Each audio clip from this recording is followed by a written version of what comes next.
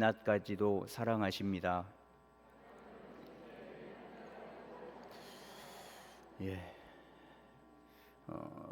미련을 버리지 못하는 사람을 미련한 사람이다라고 이야기를 하는데, 아마 여기 계신 분들은 다수가 다 미련한 분일 겁니다. 저를 포함해서요.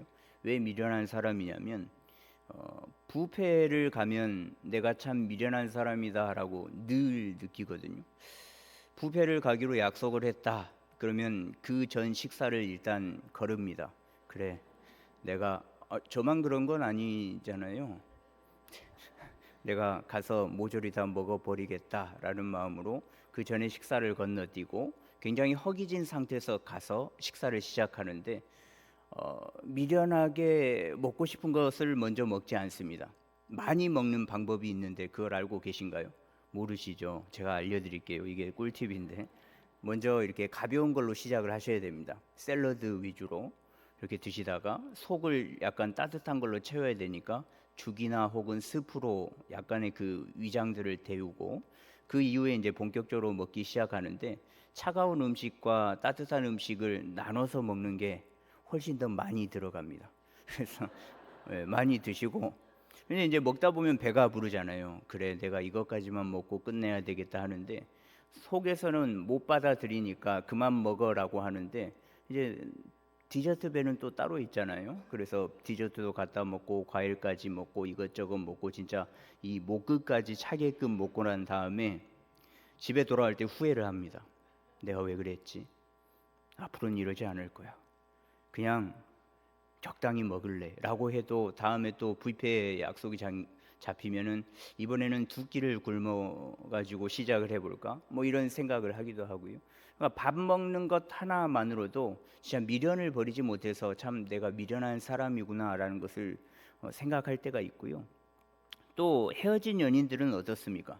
이건 제 이야기가 아니에요. 영화나 드라마에 보면 헤어진 분들이 막 그러잖아요. 너무 마음이 아파서 이렇게 술로 본인의 마음을 다스려 보다가도 또 헤어진 사람이 생각나서 전화를 하고 싶은데 내 전화번호로 전화하면 또 그러니까 발신 제한 번호인 샵 23 우물정을 눌러가지고 발신 제한으로 이렇게 전화를 하고 뭐 수많은 이야기를 하고, 기억이 끊겼다고 다음날 아침에 핸드폰을 보고 내가 왜 이랬지 그러면서 쥐구멍이라고 들어가고 싶은 마음, 그런 이야기들을 드라마나 영화에서 자주 보지 않습니까? 우리의 인생은 사실 이제 미련하지 않게끔 살아가려고 해도 미련한 인생의 반복이거든요. 미련하지 않기 위해서는, 또 미련한 자가 되지 않기 위해서는 이 미련을 버리면 되는데 이게 쉽게 되지는 않습니다. 분명히 결과를 알고 있고 또 후회할 걸 알고 있는데 그게 잘 되지 않더라고요. 말처럼 그게 쉬우면 얼마나 좋을까. 잊을 수도 없고 내려놓을 수도 없고, 또 그렇다고 붙잡고 있자니 화가 치밀고 안 하자니 내가 어렵고, 참 그런 마음의 연속인데요. 근데 하나님의 마음이 이런 마음이지 않았겠습니까? 하나님이 이스라엘 백성들을 바라볼 때 아마 이러한 마음이셨을 거예요. 출애굽하기 전에 애굽에서 살아가는 이스라엘 백성들은 아마 마음 놓고 살아가고 있다가 굉장히 큰 변을 당하게 되는데, 그 굉장히 큰 변은 뭐냐면 요셉을 알지 못하는 왕이 세워지게 되는 겁니다. 이 요셉의 이야기를 잘 알고 계시겠지만 잠깐 하자면, 이 요셉이 총리가 되어서 그 어떻게 해서 야곱과 아들들이 상봉하잖아요. 그래서 바로 왕이 목축업을 한다고 하니까 고센 땅, 고센이라는 곳을 내어줍니다. 이 고센 땅은 나일강 하류에 있는 삼각지대를 이야기를 하거든요. 그래서 다른 데는 다 가물어도 이곳에는 풀이 잘 자라는 목축업을 하기에 굉장히 발달된 땅인데, 이곳에서 이제 70명 혹은 75명이 삶을 살아가는데 여기서 세력이 굉장히 커지거든요. 그래서 그때 당시에 애굽, 그러니까 이집트의 인구가 약 500만 명 가량이다라고 이야기하는데, 그 70명 혹은 75명에서 시작된 이 이스라엘 백성들의 인구가 약 300만 명 정도로 늘어나거든요. 근데 세력이 너무 커졌으니까 이제 요셉을 알지 못하는 왕이 얘네들 보소, 얘네들 타국인들인데 왜 이렇게 세력이 크지? 반란을 일으키기 전에, 우리를 넘보기 전에 잡아야 되겠네라고 생각을 했고 노예 생활을 시켜버리잖아요. 그 노예 생활이 계속되고 지속되다 보니 고통 중에 있었던 이스라엘 백성들은 부르짖고 하나님께서 이 소리를 들으시죠. 그래서 출애굽기 2장 23절에서 24절 말씀 보시면요, 이스라엘 자손은 고된 노동으로 말미암아 탄식하며 부르짖으니 그 고된 노동으로 말미암아 부르짖는 소리가 하나님께 상달된지라. 하나님이 그들의 고통 소리를 들으시고 하나님이 아브라함과 이삭과 야곱에게 세운 그의 언약을 기억하사라고 말씀하고 있는데, 그 고통의 소리를 하나님께서 들으시고 외면하지 않으십니다. 약속한 것을 반드시 지키는 하나님이시니까요. 그래서 그 고통에서 해방시켜 주시기로 하셨고, 하나님께서 직접 손을 들어 그 이집트를 치시고 이스라엘 백성들을 인도해내서 광야로 이끌고 나오시거든요. 하지만 이 이스라엘은 하나님께서 품고 가기에는 너무나 악했고, 또 버리자니 너무나 불쌍한 백성, 아픈 손가락이었다는 거죠. 하나님께서 그들을 버리시면 그들은 당장 광야에서 먼지와 같은 존재가 되어버릴 것이고, 그렇다고 계속 함께하자니 하나님께서 계속 화가 치밀어 오르는 사건들이 계속 발발하고 하나님의 손으로 그들을 멸하게 되는 상황이 벌어질 수도 있었다라는 거죠. 그들의 고통 소리를 듣고 출애굽, 즉 구원의 역사를 이룩해 주셨는데, 이제 구원 이후의 광야에서의 삶은 감사와 기쁨의 삶의 연속이 아니라 불평과 원망의 삶의 연속, 그렇게 그것들을 늘어놓는 이스라엘 백성들의 모습들. 그 원망 속에는 우리가 늘 애굽에 있었더라면 이런 험한 꼴을 당하지 않을 텐데, 우리가 배도 쫄쫄 굶고 목도 말라서 물도 못 마시고 이런 모습은 보이지 않고 살아갔을 텐데, 그렇게 애굽과 하나님 사이에서 갈팡질팡하는 이스라엘 백성들의 모습이 굉장히 많이 그려져 있습니다. 근데 갈팡질팡하고 원망과 불평이 계속되는 그 모습이지만 하나님을 따라가기는 하거든요. 그러다가 오늘 말씀의 전장인 32장 말씀을 보시면 금송아지 사건이 나오는데요, 모세가 시내산에서 십계명을 받고 있을 때 이제 그 모세가 더디 내려오니까 지도자가 부재인 이 상황 가운데 이스라엘 백성들이 굉장히 불평과 불만을 많이 표출합니다. 그래서 32장 1절에 보시면요, 백성이 모세가 산에서 내려옴이 더딤을 보고, 모세가 내려오지 않거든요. 그러니까 지도자인 모세가 내려오지 않으니까 불안감은 더 엄습하겠고 또 마음도 불편하고, 그러다 보니 다른 지도자인 아론에게 우리의 마음을 편하게 해줄 신을 세워달라라고 이야기를 합니다. 이스라엘 백성들은 애굽에 계속 살면서 애굽 문화에 젖어 있었거든요. 이 금송아지를 세워서 섬기는 것은 애굽에서 애굽 사람들의 하는 행동이었습니다. 애굽에서 쉽게 세워서 금송아지를 세워서 우상 숭배하는 그 모습, 그곳에서 살다 보니까 당연하게 생각되어진 것뿐이죠. 근데 애굽뿐만이 아닙니다. 모든 다른 종교는 그 자신들이 믿는 신들을 우상화해서 형상화를 해서 그 소장하는 모습을 보이거든요. 고대 근동 시대에는 인형, 그림, 조각 등등 신을 형상화하여서 가지고 있는데, 그것이 마치 신이다라고 생각을 했습니다. 그래서 이 형상화된 이 신이 나를 도울 거다, 우리 가정을 도울 거다라는 그 믿음으로 그들을 숭배했거든요. 지니고 있으면 효력이 있다고 생각하는 부적과 같이 말입니다. 하나님을 만들어내라라는 이 이야기를 들은 아론이, 너희들 정신 못 차렸네? 하나님께서 구원시켜 주셨는데 하나님을 찾지 않고 다른 신을 찾네? 정신 차려라고 했으면 참 좋았을 건데 뭐라고 이야기하냐면, 2절에 보시면 아론이 그들에게 이르되 너희와 아내와 자녀의 그 귀에서 금고리를 빼어 내게로 가져오라 라고 이야기를 합니다. 그래, 금을 갖고 와라. 금 장신구를 빼어서 내게 갖고 오면 내가 그 금송아지 만들어 줄게 라고 이야기를 해주죠. 그래서 그렇게 금을 모으기 시작했고, 그 모은 금으로 금송아지를 만들어서 우상 숭배를 하다 보니 모세가 이윽고 내려오게 된 거죠. 모세가 내려와서 그 모습을 보고 화가 굉장히 나서 10개를 받은 그 돌판을 던져버려서 깨버렸고, 금송아지를 부수어서 가루를 만들고 그 물에 타서 먹게끔 했거든요. 불평과 원망 때문에 그렇게도 혼나고 정신을 못 차렸기 때문에 가슴이 아프지만 할 일은 하는 모세의 모습을 볼 수 있습니다.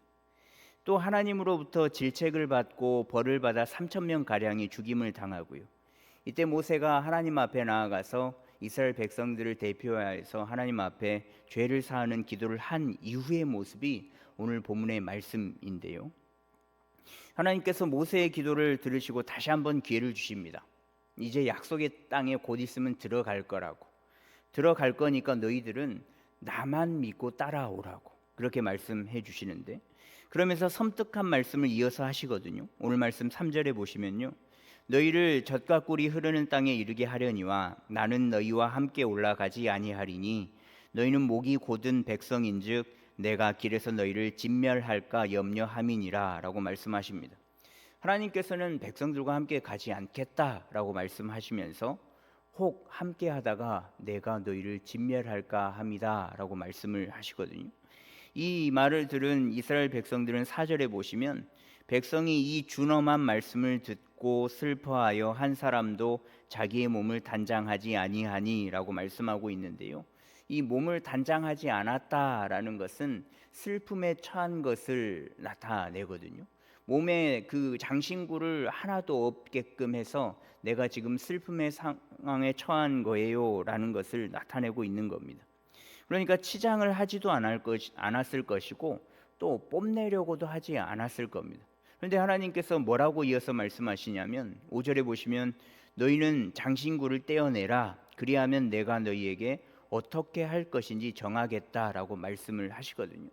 장신구를 떼어내라 라고 말씀하십니다.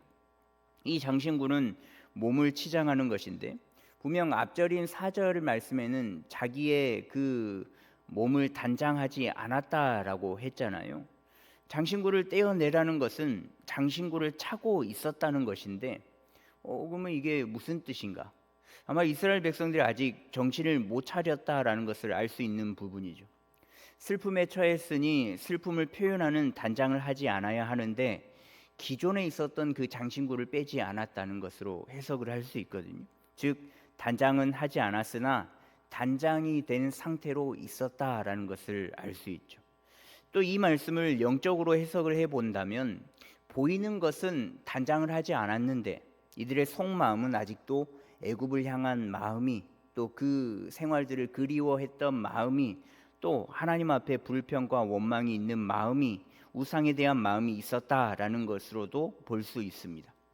보이는 것으로 치장은 한 장신구가 있었든 또 속 사람에게 장신구가 있었든 하나님께서는 모든 장신구를 떼어내라라고 말씀을 하십니다.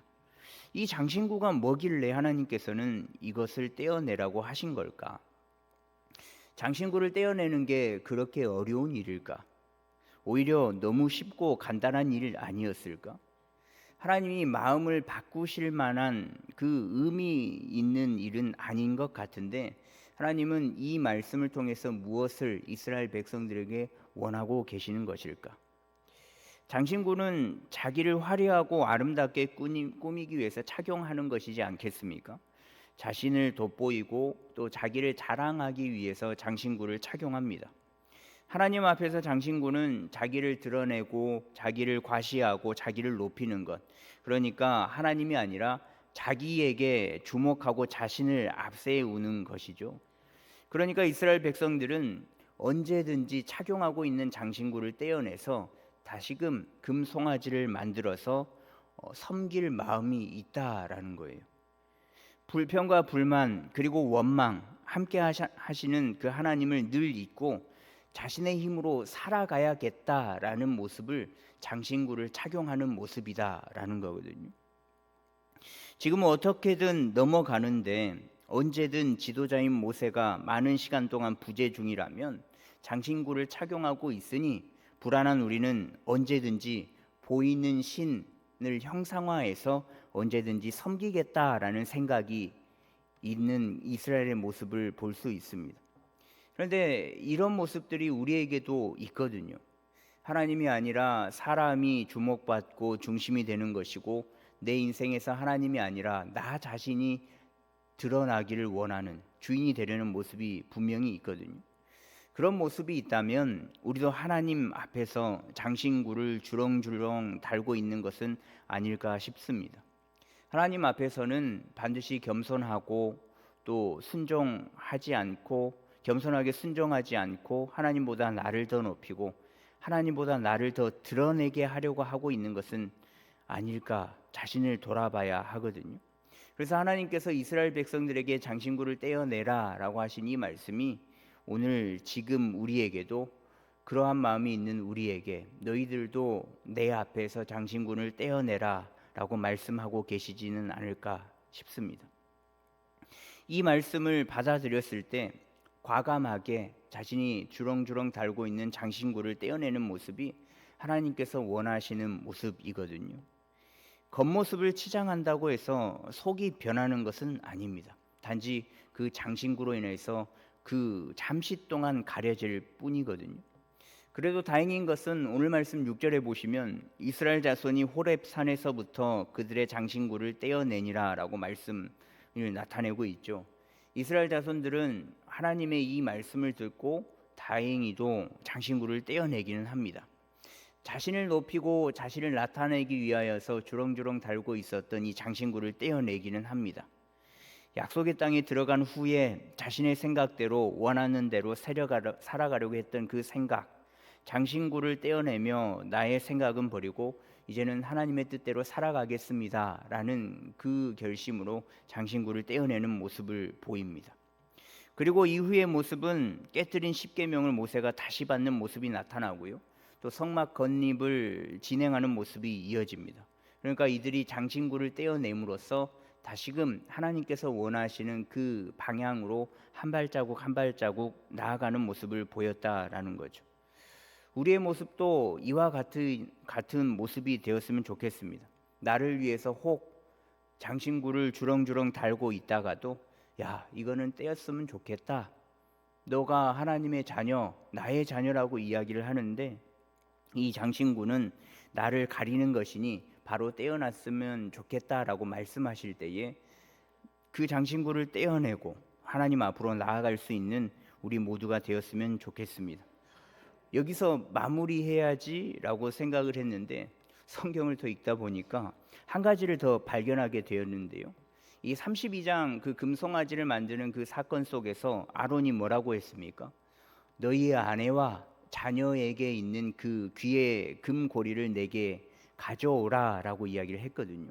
그러니까 아론이 금송아지를 만들 때 금이 필요하니까 여인들이 귀에 착용한, 그리고 자녀들이 착용한 금 귀고리를 빼어서 내게 가져오라 라고 했거든요.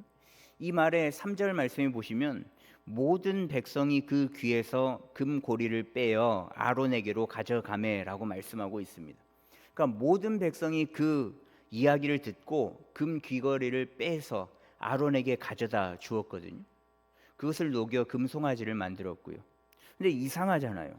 분명 모든 백성이 다 가져다 주었다라고 이야기를 하고 있는데 하나님께서는 이 이후에 장신구를 떼어내라라고 말씀을 하셨습니다. 아까도 말씀드렸지만 장신구가 외적인 장신구, 주렁주렁 착용하고 있는 장신구일 수도 있고 또 속사람의 장신구도 장신구다라고 말씀을 드렸는데요. 이때 장신구를 떼어내라라는 말씀은 이 두 가지를 말하는 건데, 장신구를 달고 있었다면, 외적인 장신구를 달고 있었다면 아론이 아내들과 또 자녀들의 귀에 달려있는 그 금 귀고리를 가져오라고 할 때 가져다 주지 않았던 사람이 있었다는 것을 알 수 있죠. 아론이 금송아지를 만들기 위해서 금을 모으고 있을 때 야, 저건 잘못된 것 아닌가? 우리는 하나님을 믿지 금송아지를 믿는 자들은 아니지 않는가? 잘못됐네 라고 생각하고 판단해서 그 금 귀고리를 주지 않았다는 거죠. 모두가 다 불안한 마음을 금송아지를 만들어서 채우려고 할 때 하나님을 믿는 믿음을 저버리지 않았던 그 사람들이, 믿음을 지켜내는 사람들이 개중에는 있었다라는 겁니다. 하나님을 믿는 믿음의 모습을 지켰다라는 거죠. 자신이 생각하기에 하나님께서 원하지 않은 잘못된 길이지만 주위의 모든 사람들이 아니야, 금송아지를 만드는 게 맞아, 그래 만들어야지, 이게 하나님이야 라고 잘못된 이야기를 할지라도 잘못된 거지 라는 그 확신이, 그 결단이 행동까지 이어지는 모습을 보였다라는 거예요. 모두가 다 금 귀걸이를 빼어서 아론에게 가져다 줄 때 하나님을 믿는 그 믿음을 지키며 금 귀걸이를 내지 않았던 이들도 믿음을 지킨 자들도 있었다라는 것을 알 수 있죠.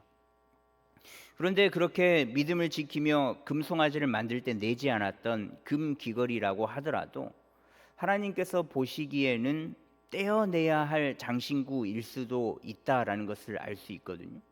어찌됐든 간에 하나님께서 지금 장신구를 떼어내라라고 말씀하시잖아요.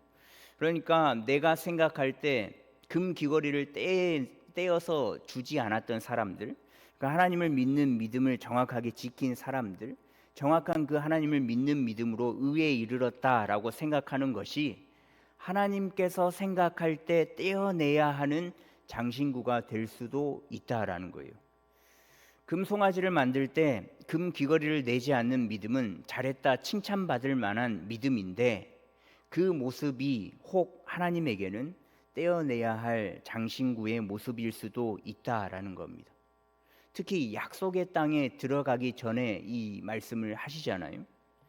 약속의 땅에 먼저 살고 있는 그들에게 흡수될 수도 있기 때문에 그렇습니다. 보통 우상들은 뭐 비의 신, 뭐 물의 신, 땅의 신, 뭐 해의 신, 뭐 이런 뭔가를 하나씩 담당하는 신으로 분류되어 있었기에 우상들은 굉장히 많이 있었습니다. 셀 수도 없을 정도로 수많은 신들이 있었단 말이죠. 근데 그들이 믿는 하나님은 그 신들 위에 계시는 참 신이신데 이스라엘 백성들은 아마 하나님을 생각할 때 목축업의 신 정도로 알고 믿고 있었을 겁니다. 그러니까 이스라엘 백성들은 목축업의 신을 믿고 있는데 이제 그 약속의 땅에 들어가면 농업을 해야 되잖아요. 이제 정착을 해서 농경 사회 그 문화에 정착을 해야 하거든요. 농경의 신 바알, 그러니까 비를 관장하는 그 신을 믿고 있는 원주민들, 그 신을 주된 신으로 믿는데 이스라엘 백성들은 과연 그곳에서 하나님을 믿되 끝까지 믿을 수 있을까? 금 귀걸이를 떼어내지 않은 믿음을 지켜서 야, 나 잘 믿고 있지. 나 정도면 이 정도 믿음이면 잘하는 것이지라는 마음으로 들어갔다가 하나님께서 그 장신구를 떼어내라라고 떼어내야만 살아갈 수 있다고 이야기를 할 때 그들이 과연 그것을 떼어내고 자신은 낮추고 하나님을 믿으면서 살아낼 수 있을까? 분명 질문과 답이 정확히 나와 있는데 자신이 생각하는 답과 하나님의 답이 다를 때 자신이 가지고 있는 또 주렁주렁 달고 있는 그 장신구를 떼어낼 수 있을까? 하나님은 그것까지도 생각하시고 장신구를 떼어내라라고 말씀하시지 않았을까요? 내가 정답이라고 생각한 내가 아론이 금송아지를 만들 때 그 금 귀걸이를 내어주지 않아서 믿음을 지켜 하나님께 칭찬받을 만한 모습이라고 생각되어지는 일이 하나님 앞에서는 떼어내어놔야 할 모습일 수도 있다라는 겁니다. 장신구를 다 떼내어서 자신의 모든 것을 보이며 살아가야 할 때 장신구를 떼어 놓으라라고 말씀하시는 것이죠. 우리는 지금 사순절 두 번째 주간을 보내고 있습니다. 이 사순절 기간은요, 장신구를 가져다가 치장하는 때가 아니라 장신구를 떼어내는 기간이거든요.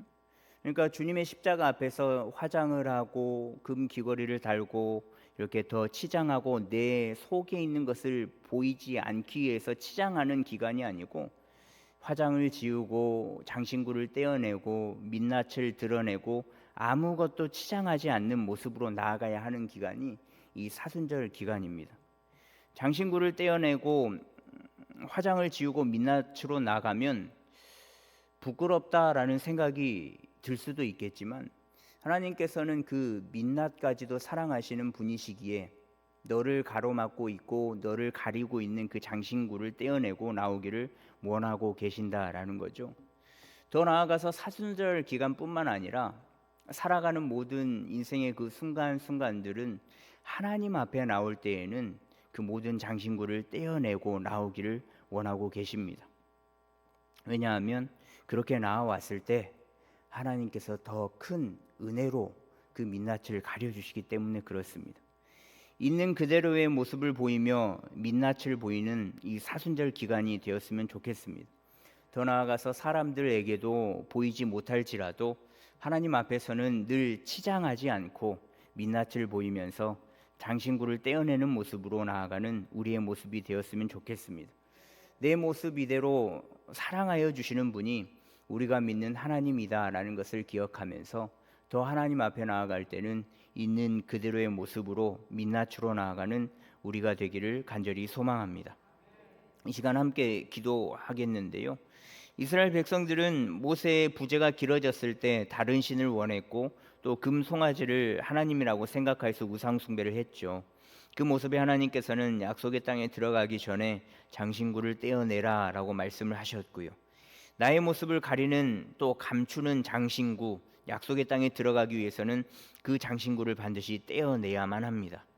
사순절 기간 장신구를 떼어내고 감추어진 것들을 지우고 오롯이 민낯으로 하나님을 만나는 시간이 되었으면 좋겠습니다.